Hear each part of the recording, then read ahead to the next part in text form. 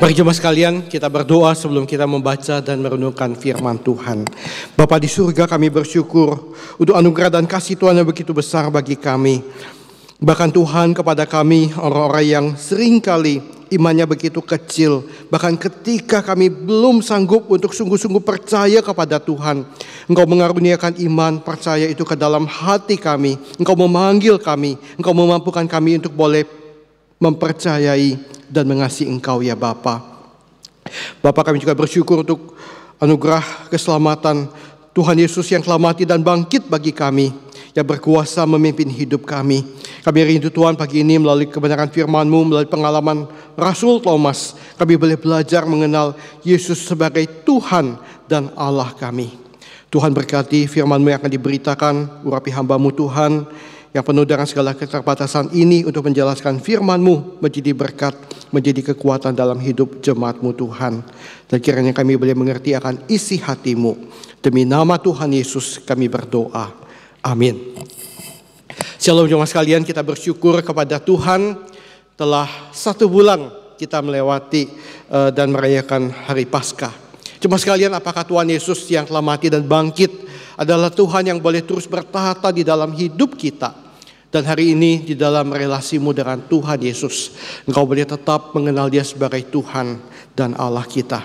So sekalian, kita akan melihat dari kisah pengalaman Thomas di dalam pengalamannya, dari keraguan-raguannya dan kesulitannya untuk percaya kepada Tuhan yang bangkit. Dia menjadi sungguh-sungguh percaya. Perikop firman Tuhan kita ambil dari Yohanes 20 ayat 24 sampai 29, tapi saya mengajak kita mundur sedikit melihat sepintas apa yang terjadi sebelum bagian ini. So sekalian, Thomas adalah orang yang di dalam pengakuan imannya dia mengatakan, "Ya Tuhanku dan Allahku." Dan sebenarnya di dalam seluruh Alkitab kata Tuhan dan Allah itu muncul ya ribuan ayat. Tetapi saya menemukan ya hanya ada 2 orang yang secara ya jelas ya menyatakan statement yang persis seperti ini. Yang pertama adalah Raja Daud. Di dalam doanya di Mazmur dia berkata, "Terjagalah dan bangunlah, membela hakku, membela perkaraku.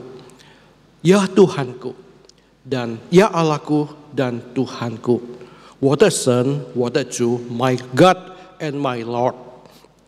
Dan Thomas juga ketika dia melihat Tuhan Yesus yang bangkit dan berjumpa, dia mengatakan, "Ya Tuhanku dan Allahku, my Lord and my God."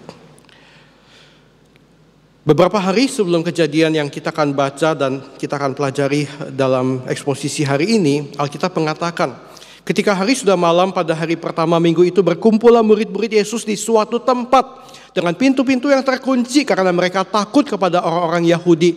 Pada waktu itu datanglah Yesus dan berdiri di tengah-tengah mereka dan berkata, "Shalom, damai sejahtera bagi kamu." Dan sesudah berkata demikian, ia menunjukkan tangannya dan lambungnya kepada mereka. Murid-murid itu bersuka cita ketika mereka melihat Tuhan. Tetapi Thomas, seorang dari ke-12 murid itu yang disebut Didimus, tidak ada bersama-sama mereka ketika Yesus datang ke situ. Jadi dalam case ini ada seorang yang absen, ketinggalan. So sekalian, saya mau tanya saudara sekalian, kalau sebuah acara yang sangat besar sekali, ya katakanlah di dalam sebuah pertandingan sepak bola, momen apa yang paling penting ketika Anda nonton sepak bola? Ya, gol, betul? Ya, gol ya, saudara sekalian, gol ya. Momen yang paling penting ketika kita ikut ya nonton pertandingan sepak bola adalah ketika ya gol ya, bola ditendang, wah gitu dan masuk ke dalam gawang. So sekalian saya banyak membaca ya cerita-cerita para supporter sepak bola ya ketika mereka mendukung kesebelasan favorit mereka. Ya kalau itu adalah kesebelasan favorit provinsi, mereka rela naik truk, naik bus, naik kereta api, ya berhari-hari menempuh perjalanan untuk pergi ke kota tujuan di stadion di mana kesebelasan favorit mereka bertanding. Kalau itu adalah World Cup Piala Dunia, ya maka mereka akan terbang ya ke negara tujuan menyaksikan ya pertandingan ya Piala Dunia dan berharap kalau kesebelasan mereka bisa menang. Nah, ada seorang supporter sepak bola, dan ini saya percaya pengalaman ini banyak orang alami. Ya, ketika dia menonton pertandingan hari itu, ya pertandingan itu berjalan tenang, flat, ya biasa-biasa, bola ke sana ke sini, gak ada gol, gak ada serangan yang sangat keras sekali. Dan kemudian saudara sekalian, dia kebelet mau ke toilet saudara sekalian. Dia pergi ke toilet saudara sekalian, dan ketika di dalam toilet dia mendengar seluruh stadion itu bergelora, gol gitu. Waduh saudara sekalian, sampai dia hajatnya itu sampai tertahan ya, dan dia begitu sedih saudara sekalian, dia cepat-cepat selesai, dia keluar, dia lari ke tempat duduknya bersama dengan teman-teman supporter yang ada, dan semua udah tenang, udah duduk kembali. Loh, tadi gol, betul, iya gol sudah. Ya, dan dia tunggu-tunggu lagi, kapan gol lagi. Saudara sekalian, ternyata hari itu cuma 1-0. Sampai akhir pertandingan, tidak ada gol lagi saudara sekalian. Wah, dan nyesal seumur hidup saudara sekalian. Dan itu adalah pertandingan final, ya, posisi 1 dan 2. Dan ketika di dalam perayaan kemenangan ya dari negara mereka, waduh, semua bersorak-sorai, dia juga ikut bersorak-sorai. Tapi ada satu hal yang sangat dia merasa nyesel, adalah dia tidak menyaksikan dengan mata kepala sendiri gol itu. Walaupun ada video, ada rekaman ya yang bisa dilihat kembali, tapi feel-nya itu lain, atmosfernya lain saudara sekalian. Dan saya percaya itu menjadi sebuah penyesalan yang sangat besar. Saudara sekalian, kalau saudara bisa membayangkan kondisi ini, ya inilah juga yang terjadi dengan Thomas. Ketika Yesus yang telah mati dan bangkit menampakkan diri kepada murid-murid, Thomas ketinggalan hari itu. Di dalam Alkitab kita bisa menemukan Thomas adalah seorang rasul yang sangat unik. Dia punya kepribadian yang beda jauh dengan Yohanes, bahkan juga dengan Simon Petrus. Dia adalah seorang pribadi yang kalau bicara itu lugas, apa adanya. Ya, kalau orang bahasa Inggris mengatakan frankly speaking, ya, mengatakan lugas apa adanya, tidak basa-basi. Ya, satu hal yang kita bisa temukan Thomas itu berbicara apa adanya dan lugas, ya, adalah ketika dia tidak mengerti, dia berani langsung bertanya. Di dalam Alkitab ketika Yesus menjelaskan ya bahwa aku akan pergi ke rumah Bapa dan menyediakan tempat bagimu. Dan ke tempat di mana aku pergi, aku akan membawa kalian pergi ke situ. Ini yang Thomas katakan, Tuhan, kami tidak tahu kemana engkau pergi. Jadi bagaimana kami tahu jalan ke situ? Jadi level itu pada waktu itu, pemahaman Thomas ya tentang kebenaran firman Tuhan, tentang gambaran, tentang kekekalan dan kemuliaan, dia masih begitu terbatas. Dia masih belajar untuk mengerti. Dan di dalam usahanya untuk mengerti dan mempercayai apa yang Tuhan ajarkan, dia berani bertanya dengan jelas, walaupun kadang-kadang pertanyaan itu kelihatan tidak sopan. Thomas adalah orang yang juga tidak berbasa-basi. Bahkan ketika dia menyatakan komitmennya, bisa kedengaran kurang ajar saudara sekalian. Ketika Yesus mengatakan anak manusia akan pergi ke Yerusalem, dan di situ dia akan ditangkap oleh para ahli-ahli Taurat, dia akan disiksa, dia akan mati, dan dia akan bangkit. Thomas menyatakan sebuah komitmen, walaupun kedengarannya sangat tidak sopan. Lalu Thomas yang disebut Didimus berkata kepada teman-temannya, itu murid-murid yang lain, marilah kita pergi juga untuk mati bersama-sama dengan dia. Statement ini bisa kita tafsirkan dua kemungkinan. Yang pertama, dia lagi satir, dia lagi ngeledek, dia lagi nyindir. Tapi saya yakin saudara sekalian, Thomas tidak mengatakan dengan statement seperti itu. Sebenarnya keluar dari hatinya yang terdalam, komitmennya untuk tetap ikut Tuhan. Dia mengatakan, artinya apa? Kalaupun guru ditangkap dan mati, kita siap mati bersama dengan dia. Orang seperti ini mungkin kalau ada di dalam hidup kita bisa kelihatan begitu menjengkelkan. Tapi saudara sekalian, jangan salah, orang-orang seperti ini adalah orang-orang yang sejati, yang mungkin perkataannya tidak begitu mengenakan, tapi hatinya tulus. Di dalam catatan sejarah gereja, Thomas adalah rasul yang kemudian pergi ke India dan memberitakan Injil di sana. Di India ada sebuah kota namanya Palayur. Di situ ada Saint Thomas Church, ya gereja Saint Thomas. Dan Palayor adalah kota di India ketika Thomas datang, itu adalah tempat pusat dari berkumpulnya kasta yang paling tinggi di India, namanya Brahmana Nambudiri. Menurut catatan sejarah gereja, ya, Tuhan pertama kali menyatakan mujizat lewat Rasul Thomas kepada kelompok ini, ya, kepada para Brahma Agung di Palayor ini. Ya, dan ada sebuah kisah bahwa mereka itu suka memercikan air ke udara dan air itu turun dianggap sebagai berkat dari Tuhan. Ya, tetapi ketika Thomas, ya, mengambil air dan melemparkan udara, ya, butir-butir air itu, ya, tetap bisa mengambang di udara dan tidak turun. Itu adalah catatan sejarah gereja. Ya, memang bukan, ya, sesuatu yang berasal dari Alkitab, tetapi itu menjadi sebuah catatan sejarah yang dipelihara dan dipercaya oleh umat Tuhan di India. Musuh pernah bertemu dengan seorang dokter jantung, ya, dia adalah salah satu fakulti dari Haga Institute. Dan zaman-zaman dulu ketika pelatihan seminar leadership Haga Institute, ya, mereka selalu mendatangkan 2 pembicara internasional, ya, dan Musuh mendapatkan seringkali kesempatan untuk menerjemahkan. Dan satu kali saya bertemu dengan seorang dokter namanya Dr. Tom Uman. Ya, dia menyaksikan bahwa dia adalah keluarga, ya, yang turun-temurun sudah Kristen, dan dia mengatakan kemungkinan besar nenek moyangnya adalah orang-orang yang bertobat, ya, dari zaman Rasul Thomas. Waduh, saya bertemu dengan orang seperti itu, saya begitu terharu, puji Tuhan.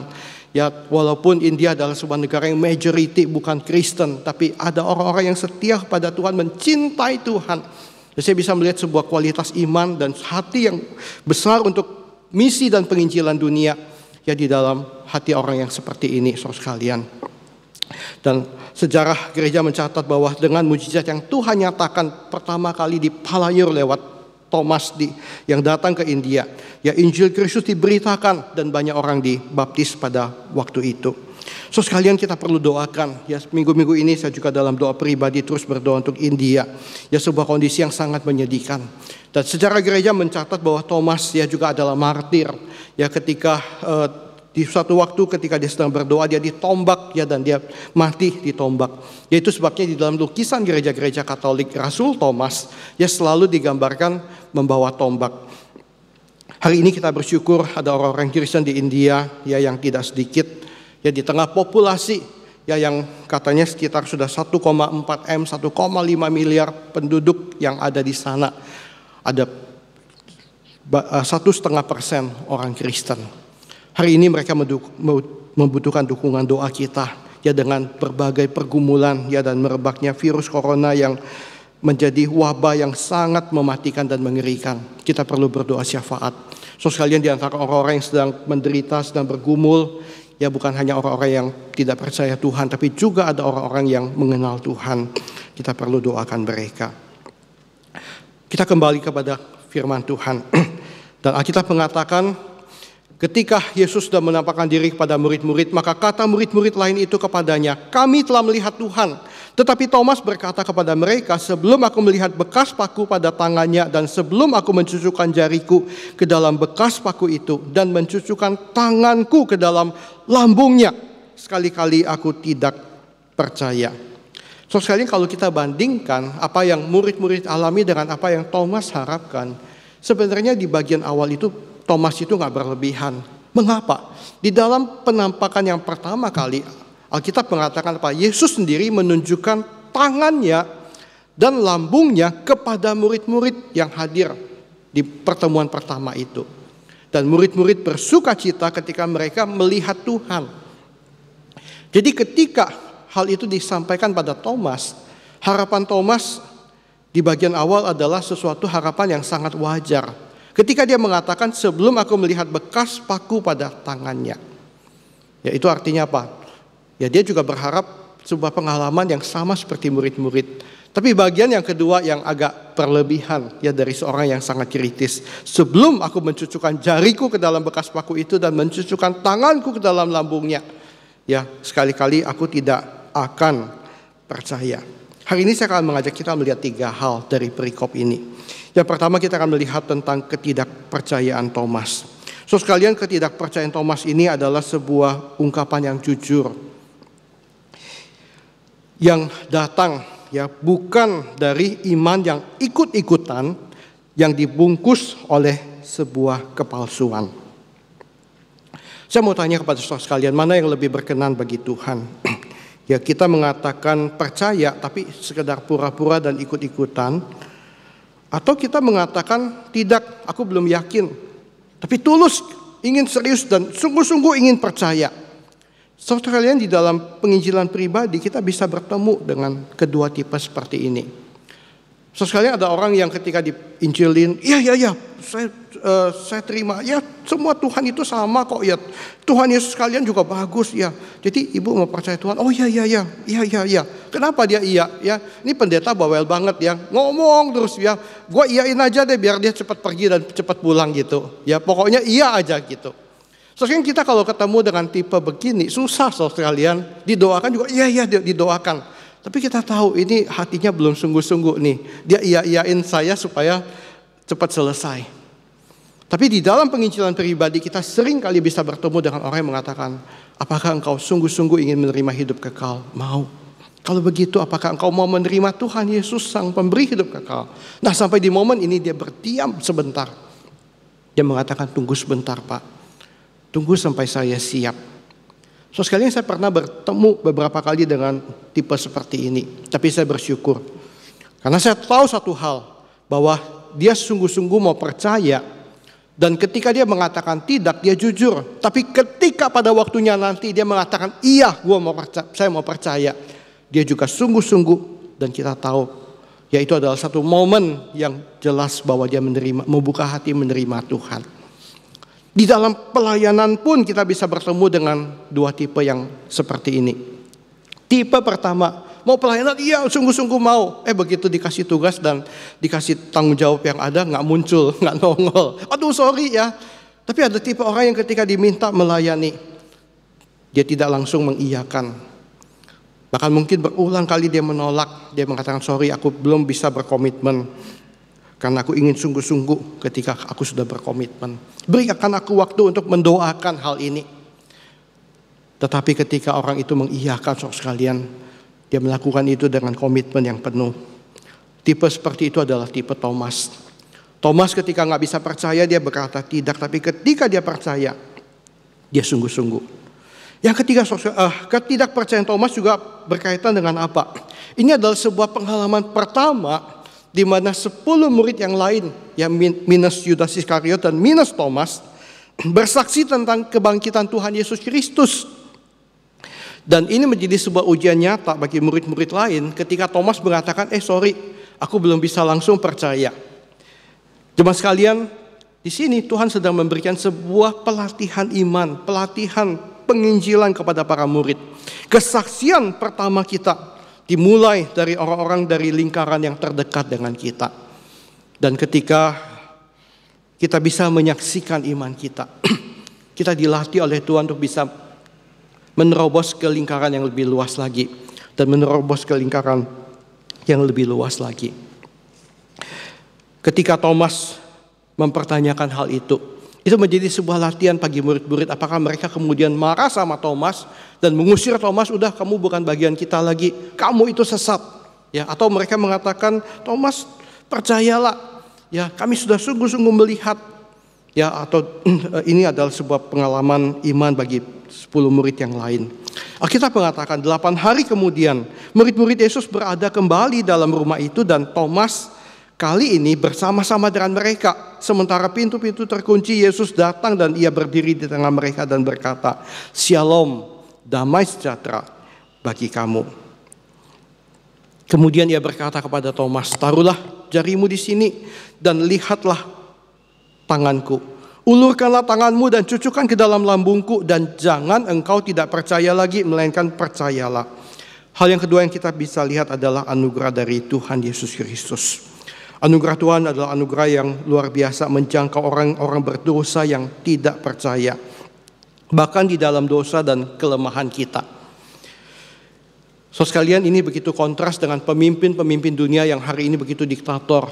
Ya, dan gak suka ya dengan orang-orang yang tidak yes man. Thomas bukan orang yang yes man ya dan asal Bapak senang. Dia bergumul di dalam imannya yang sejati untuk sungguh-sungguh mau percaya. Dan di situ Tuhan menyatakan anugerahnya. Ya, saya membaca sebuah kisah di Korea Utara sangat serem. Ya, Presiden Kim Jong Un. Ya, ketika dia lihat jenderalnya menguap karena ngantuk ditembak mati, jeter. Ya, berita beberapa hari yang lalu dikatakan ketika dia memerintahkan membangun sebuah rumah sakit dengan perlengkapan yang canggih ya untuk rakyatnya, dan dia pesan karena dia pernah sekolah di Swiss untuk membeli semua peralatan made in Europe, ya buatan Eropa. Nah, menterinya itu karena mungkin budget atau apa membeli made in China, ditembak mati saudara sekalian. Itu pemimpin yang otaknya sudah gila. Tapi Tuhan Yesus gak seperti itu. Bahkan kepada seseorang yang tidak bisa percaya di dalam kelemahan, bahkan kepada kita yang berdosa, Alkitab mengatakan apa? Allah menunjukkan kasih-Nya kepada kita. Oleh karena Kristus telah mati untuk kita ketika kita masih berdosa. Efesus 2 ayat 8 Alkitab mengatakan, sebab karena kasih karunia kamu diselamatkan oleh iman. Itu bukan hasil usahamu, tapi pemberian Allah. So sekalian, bahkan kemampuan untuk kita boleh percaya kepada Tuhan, kita bisa percaya kepada Tuhan, kita dimampukan percaya kepada Tuhan, itu adalah anugerah Tuhan yang Tuhan berikan kepada kita. Dan kepada Thomas yang sulit untuk percaya, Tuhan memampukan, Tuhan memberikan itu kepada dia. Tuhan datang menjangkau dia, berjumpa dengan dia. Tuhan Yesus menyatakan dirinya kepada setiap orang yang mencari. Dan kepada Thomas dia mengatakan, Thomas, jangan engkau tidak percaya lagi, melainkan percayalah.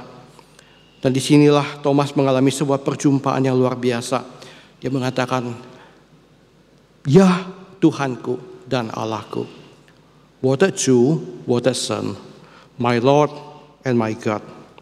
So sekalian, hari ini ada banyak orang yang percaya kepada Yesus hanya sebagai Allah tapi bukan Tuhan. Ya betul, Yesus adalah anak Allah. Yesus adalah Allah yang ikut menciptakan langit dan bumi. Tapi apakah Yesus adalah Tuhan dan Raja dalam hidup kita? Belum tentu, so sekalian. Ada orang yang mengakui Yesus adalah God, adalah Tuhan. Ya, adalah Tuhan ya di dalam hidup, tapi bukan God, ya bukan Allah.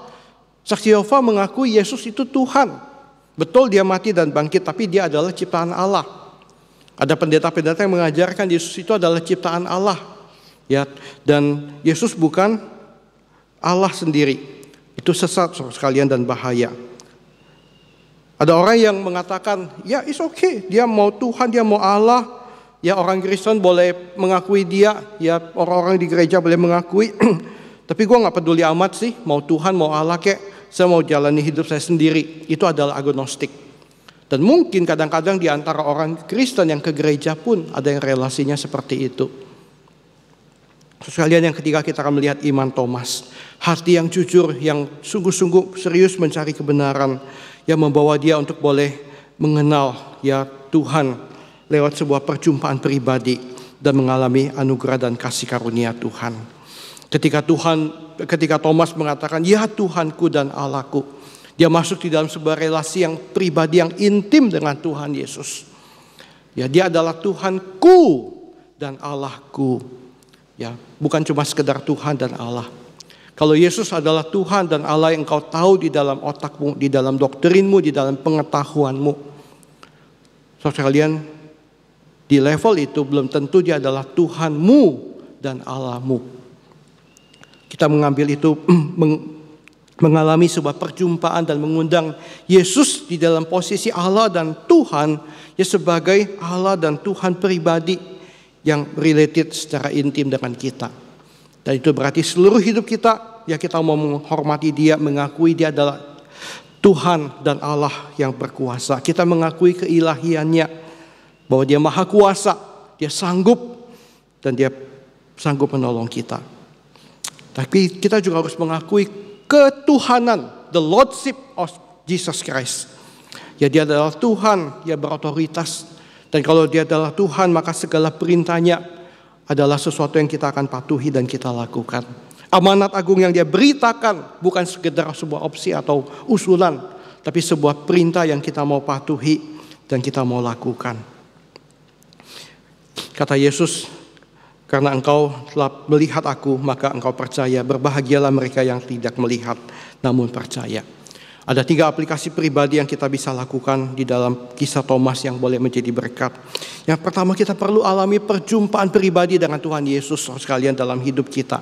Ya, Thomas sampai di level itu karena dia berjumpa pribadi dan dia mengalami jamahan Tuhan.